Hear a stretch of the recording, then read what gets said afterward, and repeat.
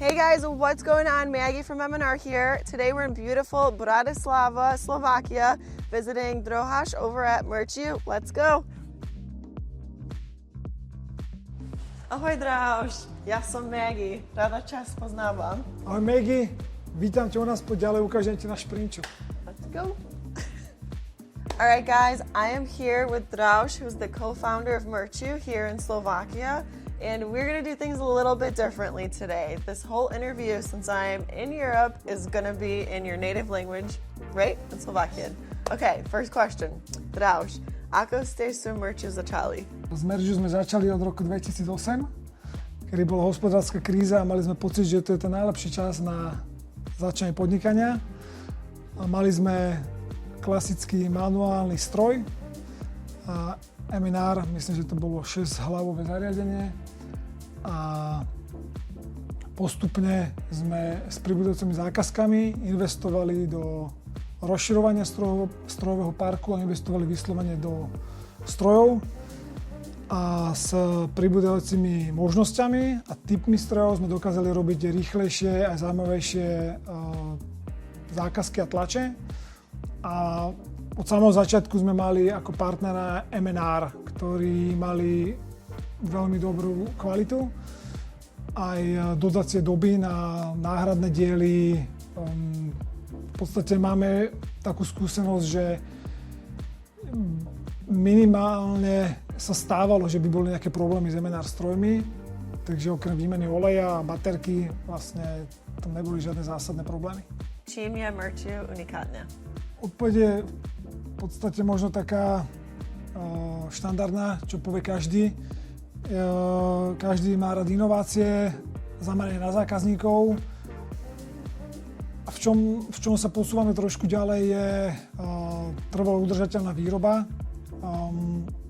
Keď sa rozprávame o inováciách, snažíme sa mať v rámci nášho Prinčopu všetky technológie, ktorými vieme pomôcť zákazníkom. To znamená, že máme digitálnu potlač, máme klasickú sieťotlač, ale aj hybrid printing.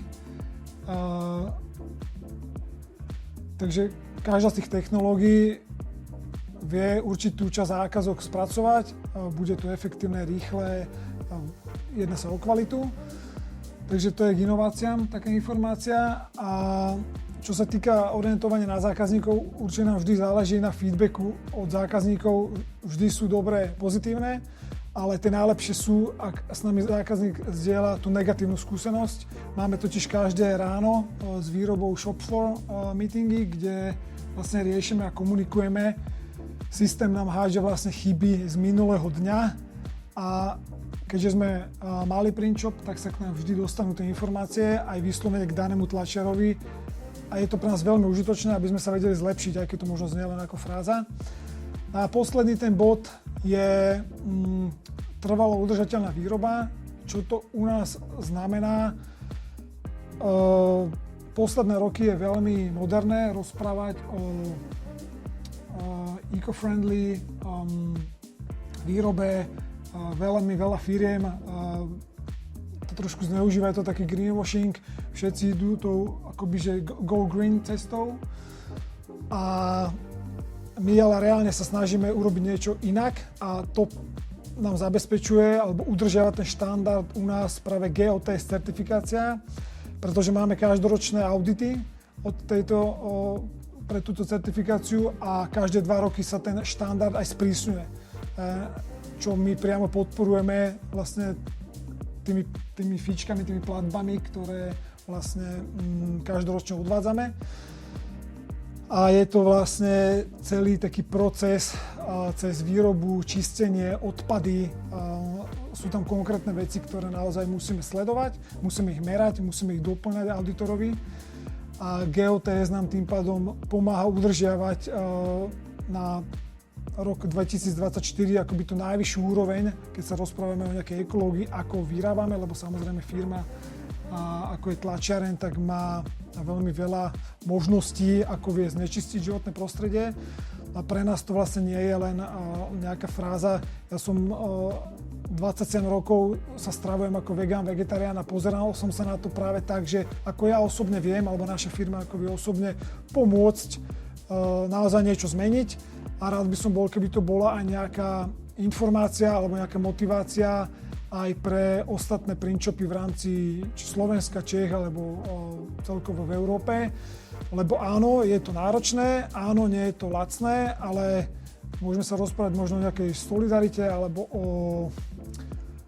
možno skôr o akoby reálnych zmenách, ktoré áno, vždy vieme odložiť alebo neurobiť, lebo veď niekto iný to robí za nás, ale ja si myslím, že je dôležité začať doma, v svojej komunite, vo svojej firme a potom v nejakom širšom spektre a byť motivácia pre ľudí. No a my to tak robíme to od roku 2017, 2018 mám pocit, že sme získali GeoTest certifikáciu a každoročne ju obhajujeme a obnovujeme. A je to pre nás veľmi dôležité ísť týmto smerom, s tým, že by sme radi mali výhľadovo do 5 rokov v podstate väčšinu jobov, ktoré robíme, väčšinu vlastne zákazok GeoTest certifikovaných. Už teraz predávame zhruba 70% textilu, ktorý predávame, ktorý je GeoTest certifikovaný. Takže snažíme sa jedného dňa mať tú výrobu naozaj akoby, že 100% udržateľnú. A nič nie je dokonalé. Ten proces aj ten štandard GeoTest sa vyvíja a my chceme vlastne tiež s tým rásť a robiť tie kroky, aby sme udržali tento štandard aj u nás vo firme. Prečo ste začali tlačiť? Venoval som sa hobby, čo bolo vlastne robenie turné, koncertov pre kapely. Mal som vlastný hudobný label a neskôr som hral aj s kapelou. No a v podstate nápad bol taký, že späť v roku 2008 bolo veľmi málo možností na výrobu merchandiseu v rámci Slovenska a bolo pre nás, mali sme pocit, že je pre nás praktické vyskúšať to urobiť sami z vlastných kapacít a to bol vlastne začiatok, kedy sme našim label kapelám a spriazeným kapelám, neskôr vlastnej kapele tlačili merchandise a vlastne pomáhali s atypickými spôsobmi potlač na kapucu alebo na rukáv, alebo nejaký veľký print, ktorý vtedy nebol úplne bežný. Takže vlastne to je taký začiatok a dôvod, taký ten prvý kick, že OK, vyskúšajme to sami z vlastných kapacít. That's how Merchu started. High five! Draž, môžeš mi prosím ukázať váš showroom? Yes, welcome, come in. Ďakujem. Jeden z našich partnerov je Urban Classic. Je to dlhoročný partner z Nemecka, ktorých textil používame dlhé roky. Je to veľmi kvalitná značka. A na čo sme obzvlášť hrdí, tak je naša distribúcia firmy Stanley Stella. Je to belgická značka, s ktorou robíme dlhé roky. Je to práve firma, ktorá ponúka GeoTest certifikovaný textil. A veľmi nám záleží na tomto partnerstve a sme vlastne ich prvý dealer v rámci Slovenskej republiky. Od roku 2013 robíme s nimi už cez 10 rokov. Čo by som ti ukázal, tak je možno práve spomínaný compostable printing. A je to kompostovateľná potlač, ale aj textil. Je to v rámci nejaké našej iniciatívy trošku hovoriť viacej o trvalej udržateľnej výrobe. A pri tomto textile aj potlači sme robili taký pokus, kedy sme vlastne textil zakopali a nechali ho 90 dní pod zemou, a aby sme urobili taký nejaký dôkaz toho, že to funguje, že ten textil môžeme nosiť, môžeme si ho opraviť, môžeme si ho zašiť a potom ho vieme takýmto spôsobom zrecyklovať, že nezostane žiaden ďalší odpad.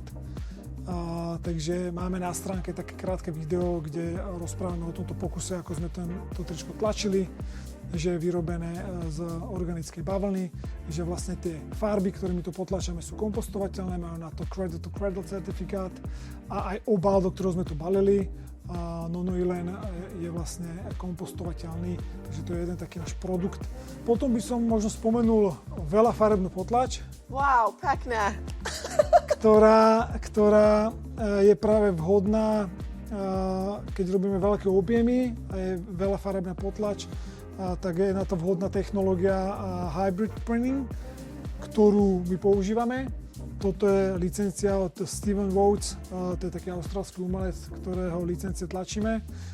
A a je to práve veľmi rýchle riešenie a veľmi kvalitné, keď sa to robí hybridnou technológiou. Potom by som možno spomenul taký Atyp, je to partner zase z Nemecka, firma Molotov, pre nich sme robili tzv. 3D potlač, je to kombinácia metalickej farby a 3D potlače, keď je vystúpený vlastne ten dizajn toho textilu, takže je to taký nejaký Atyp. Veľmi radi sa venujeme aj takýmto atypickým tlačiam.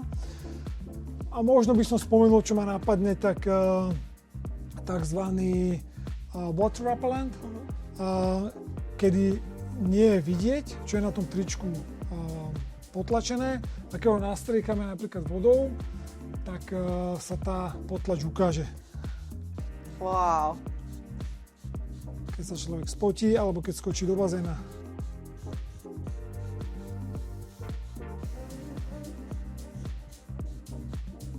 Takže...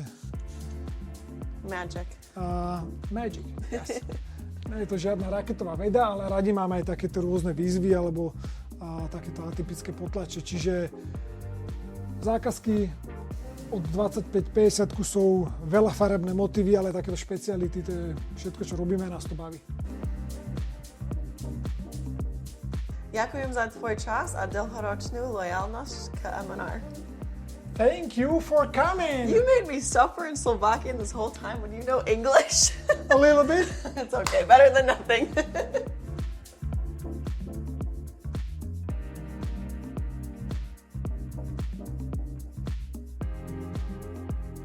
Ďakujem za oh my god, I messed up. Rudy, closer. I can't see.